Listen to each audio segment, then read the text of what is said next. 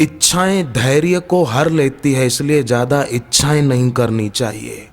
मृत्यु प्राणों को हर लेती है, इसलिए मृत्यु से पहले अपना लक्ष्य पूरा कर लेना चाहिए। निंदा धर्म आचरण को और पुण्य को हर लेती है, खा जाती है, इसलिए निंदा करना छोड़ देना चाहिए। गुस्सा हमारी शारीरिक शोभा को नष्ट कर देता है, इसलिए गुस्से से दूर रहना चाहिए। चरित्रहीन और नीच आदमी का संग हमारे शील को, हमारे चरित्र की पवित्रता को नष्ट कर देता है, इसीलिए ऐसे व्यक्ति का संग नहीं करना चाहिए। काम वासना का वेग लज्जा को नष्ट कर देता है, इसलिए उस वासना का त्याग कर देना चाहिए। अभिमान सद्गुणों को हर लेता है, नष्ट कर देता है, इसीलिए अभिमान को नष्ट कर देना चाहिए। तो ये सब दुर्गुण कैसे नष्ट होंगे कि रोज सुबह उठकर इस प्रकार ओमकार का गुंजन करते हुए थोड़ी देर शांत बैठे और फिर सारस्वत मंत्र की दीक्षा जिन्होंने ली हुई है अथवा जो इस शिविर में लेंगे, फिर सारस्वत मंत्र का जप करें। 10 माला जप हो गई, फिर जप की माला को पूजा की जगह पर रखकर फिर शांत बैठे। मानसिक जप थोड़ा चलने दें जो माला से जप किया है, तो जप का प्रभाव गहरा उतरेगा, विशेष उन्नति होगी हम विद्यार्थियों की। परीक्षा के दिन जब आ रहे हैं, परीक्षाएं निकट हो, तो कैसे विद्यार्थी मेरिट में आए, उसके लिए कुछ बातों का ख्याल रखना जरूरी है। पहली बात तो भाग्य के भरोसे बैठे नहीं रहना कि भाग्य में होगा तो हम मेरिट में आएंगे, ऐसा नहीं सोचना। हमारे नसीब में होगा तो हमारा नाम मेरिट में आएगा, नहीं। हमें अपनी क्षमताओं पर अटूट विश्वास होना चाहिए कि मेरे में असीम क्षमताएं और शक्तियां छुपी हुई है, मेरा नाम मेरिट में आके रहेगा। कैसे नहीं आएगा हम देखते हैं।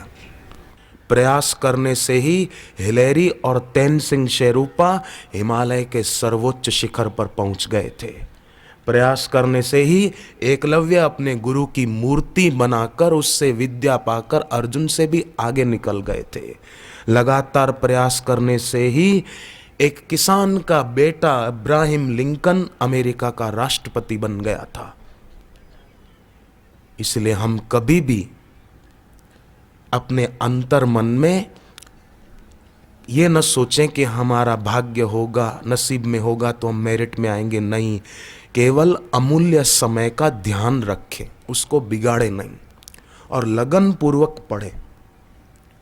और पढ़ें तो ईशान कोण में मुंह रखकर पढ़ें और जीभ को तालों में लगाकर पढ़ें। आपको पढ़ा हुआ जल्दी याद रहने लगेगा। मनोयोग पूर्वक पढ़ेंगे तो पढ़ा हुआ जल्दी याद रहने लगेगा। मनोयोग पूर्वक पढ़ना माने पढ़ते समय फिर और कोई बातें न सोचना। किसी का फ़ोन आए तो जरा मैं बात करूं, नहीं, जिसको करना होगा करेगा। घर के और लोग फ़ोन उठाएंगे, मैं क्यों उठाऊं, मैं क्यों अपनी पढ़ाई बिगाड़ूं। उस समय पढ़ाई ही करें। यह है मनोयोग पूर्वक पढ़ना। और विद्यार्थी क्लास में बैठे हों, आप शिक्षक आपको कुछ समझा रहे हैं, पढ़ा रहे हैं, अगर आपको कोई बात समझ में नहीं आई तो आप निसंकोच अध्यापक से पूछ लें। इसमें संकोच करेंगे तो नुकसान हमको होगा, विद्यार्थी को होगा। ये ना सोचे कि नहीं कैसे पूछें, हमको तो शर्म आती है, फिर शिक्षक सोचेंगे कि इसको समझ में नहीं आया। नहीं, निसंकोच पूछो। और बुद्धिमान शिक्षक होगा तो वो नाराज नहीं होगा आपके इस प्रश्न से। जो विषय शिक्षक समझा रहे हैं उसमें कोई बात आपको समझ में नहीं आई और आप निसंकोच पूछेंगे तो शिक्षक नाराज नहीं होंगे। अगर समझदार शिक्षक होंगे तो उल्टा वो राजी होंगे कि विद्यार्थी बुद्धिमान है, मेरी बातों को ध्यान से समझ रहा है, समझ में नहीं आया थोड़ा सा इसलिए फिर से पूछ रहा है, वो राजी होंगे। इसलिए इसमें संकोच न करो।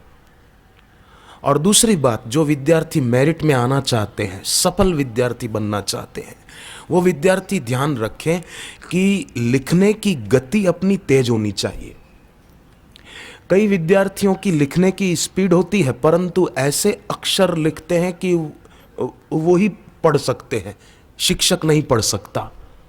कॉपी पेपर कॉपी चेक करने वाला परीक्षक नहीं पढ़ सकता कि इसने क्या लिखा है, और परिणाम ये आएगा कि हम मेरिट में नहीं आ सकते, हम अच्छे नंबरों से पास नहीं हो सकते। हमारी हैंडराइटिंग देखकर ही शिक्षक कॉपी चेक करने वाले सोचेंगे कि क्या इसमें चेक करना, कैसा लिखा है इसने। और कोई कोई तो कई शिक्षक भी ऐसे होते। एक शिक्षक ने एक विद्यार्थी की नोटबुक में कुछ लिखा तो विद्यार्थी की समझ में नहीं आ रहा था, तो विद्यार्थी ने पूछा कि सर आपने मेरी नोटबुक में क्या लिखा है, मेरे को जरा समझ में नहीं आ रहा, अक्षर आपने क्या लिखा है वो। तो शिक्षक ने कहा मैंने यही लिखा है कि अपनी हैंड राइटिंग सुधारो। अब शिक्षक की हैंड राइटिंग ठीक नहीं है तो विद्यार्थी क्या सुधारेगा।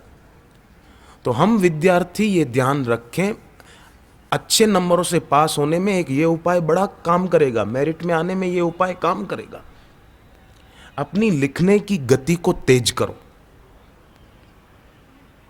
बार बार लिखने का अभ्यास करते रहने से हमारे लेखन की अशुद्धियां दूर होती है। कई बार क्या होता है, हम लिखते हैं ना तो उसमें हमारे लेखन में अशुद्धियां रह जाती है, मात्राओं की, व्याकरण की। कई बार बोलने में भी भूल हो जाती है ना, जल्दी जल्दी बोलते हैं तो भूल होती है। पर अभ्यास करते रहें तो वक्तव्य की अशुद्धि, और लिखते रहें तो लेखन की अशुद्धि हमारी दूर हो सकती है। और देखो, परीक्षा देने जाते हैं तो हमारे पास समय लिमिटेड होता है ना भाई, 3 घंटे में पेपर पूरा करके देना है।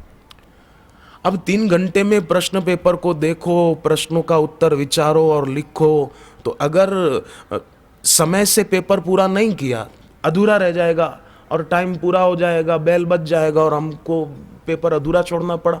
फिर हमको अफसोस होगा कि अरे हमको तो आता था पर हम लिख नहीं पाए, टाइम हो गया।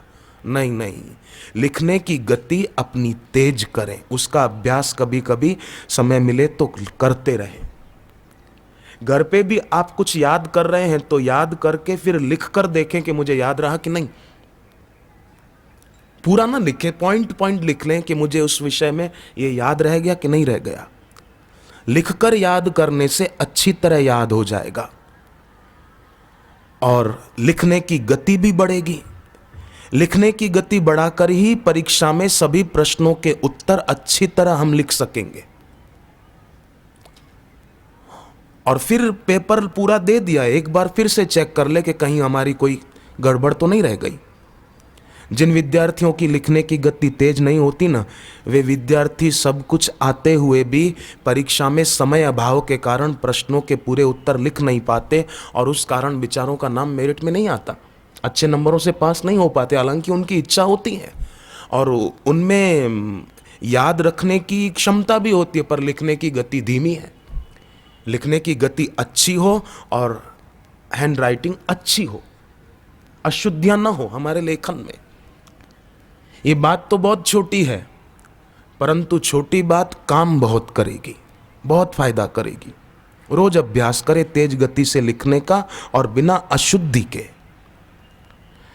परीक्षा में प्रश्नों का उत्तर देते समय विद्यार्थी लेख का ध्यान रखें। अच्छी लिखावट परीक्षक का ध्यान खींचेगी और अच्छे अंक देने को परीक्षक बाध्य हो जाएगा कि इसे विद्यार्थी के अक्षर कितने अच्छे हैं, कोई अशुद्धि नहीं है, मात्रा की, लेखन की, कितना अच्छा लिखा है।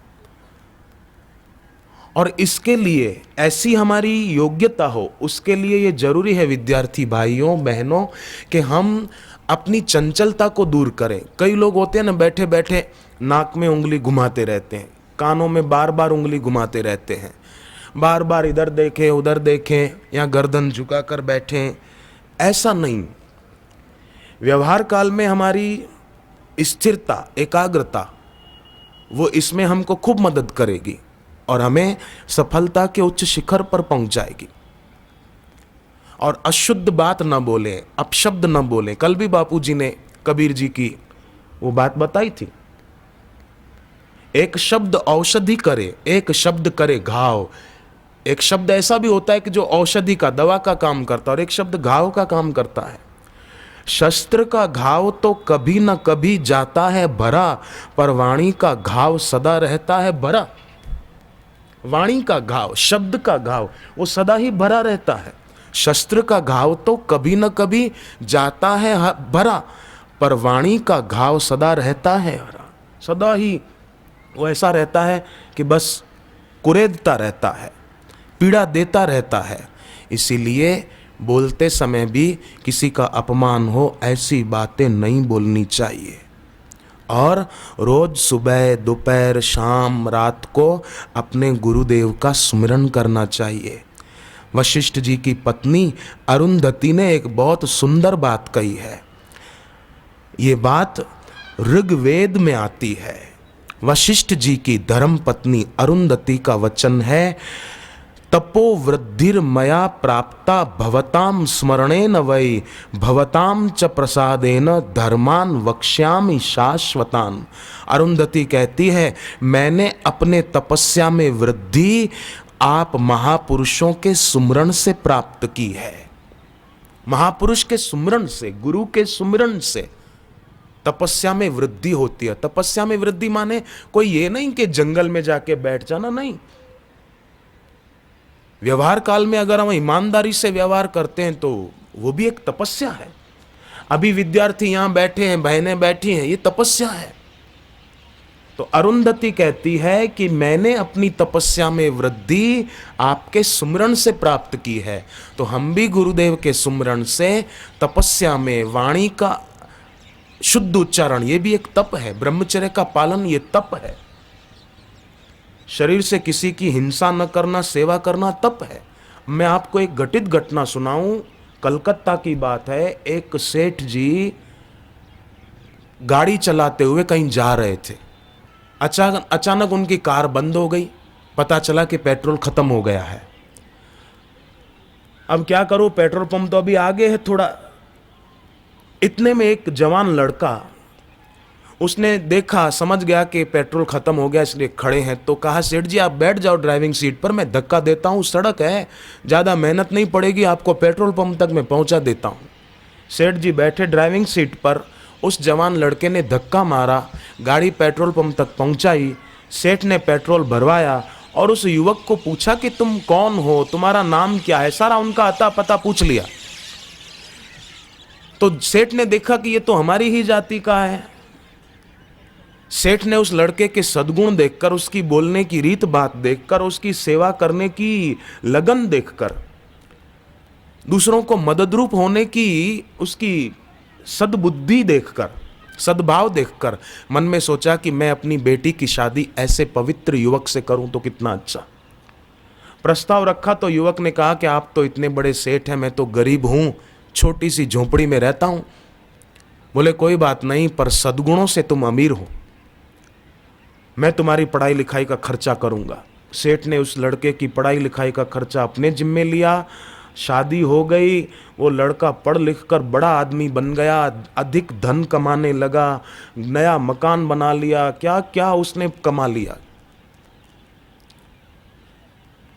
पहले तो उस लड़की की सहेलियां उसको बोलती थी, तुम्हारे बाप ने तो तुमको कुएं में धकेल दिया, ऐसे घर में तुम्हारी शादी करा दी, तुम्हारा बाप है कि दुश्मन है। परंतु बाद में पता चला कि बाप दुश्मन नहीं, बाप तो हितैषी था। और वो लोग कितने बड़े आदमी हो गए और वो कन्या भी कितनी सुखी हो गई। पर एक सेवा करने का भाव आप देखो लड़के के मन में था कि ये सेठ जी की गाड़ी बंद हो गई, मैं इसको मदद करूं, इनकी गाड़ी पेट्रोल पंप तक पहुंचा दूं। तो जरा सा सेवा करने का भाव उस आदमी को, युवक को कितना ऊंचा उठा गया।